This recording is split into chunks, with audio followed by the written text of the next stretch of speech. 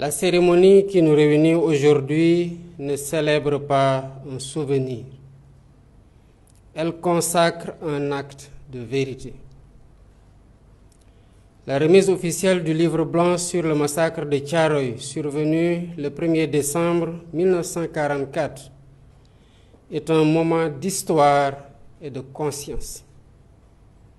Elle symbolise la volonté d'un État qui interroge son passé, éclaire sa mémoire et revendique par la connaissance le droit imprescriptible à la justice et à la dignité humaine.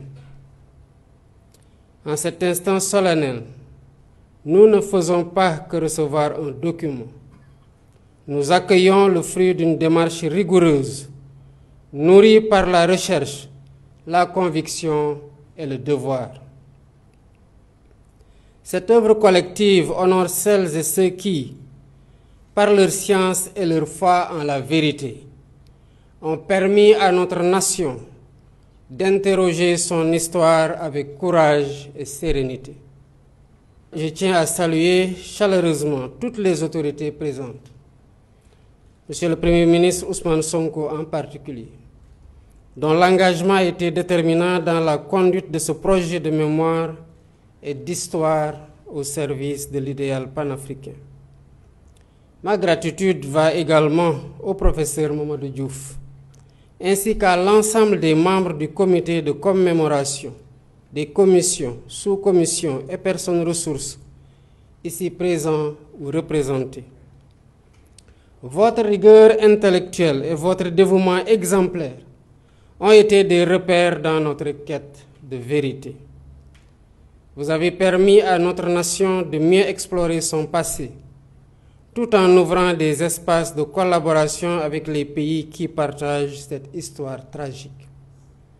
Je vous félicite pour ce remarquable travail. L'année 2024 a marqué un tournant décisif dans notre mémoire collective.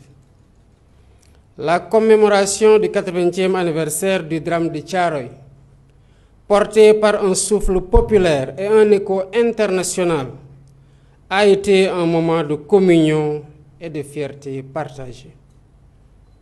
Elle a témoigné de notre volonté inébranlable d'honorer la mémoire de ceux qui ont donné leur vie pour la liberté.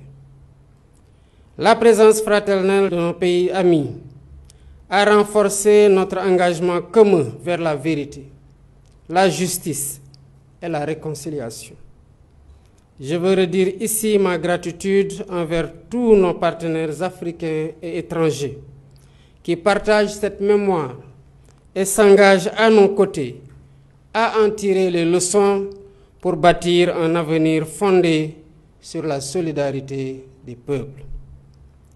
Mesdames, Messieurs, grâce à la mise en œuvre diligente des directives présidentielles, le livre blanc que nous recevons aujourd'hui constitue une étape décisive dans la réhabilitation de la vérité historique.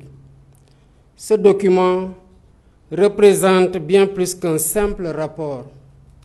C'est un récit par nous et pour nous-mêmes, fondé sur des faits tangibles, puisés dans les archives que nous détenons ici et en France.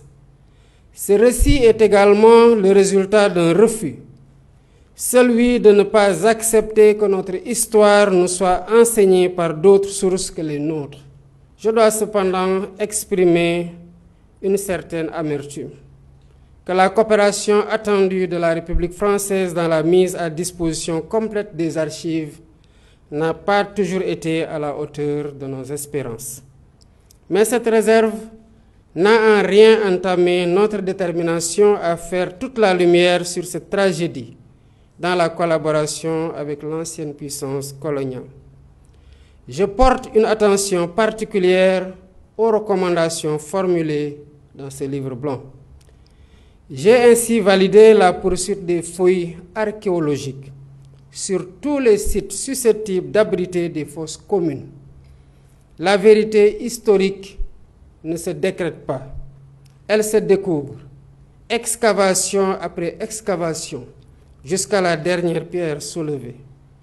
Que la mémoire des tirailleurs africains demeure une lumière dans la conscience de notre continent, qu'elle inspire les générations futures et présentes à bâtir cette aube africaine de paix, de justice et de fraternité si magnifiquement chantée par Keïta Fodéba et Léopold Sédar Senghor. Car la mémoire n'a de sens que si elle féconde le présent et prépare l'avenir. Je vous remercie de votre attention.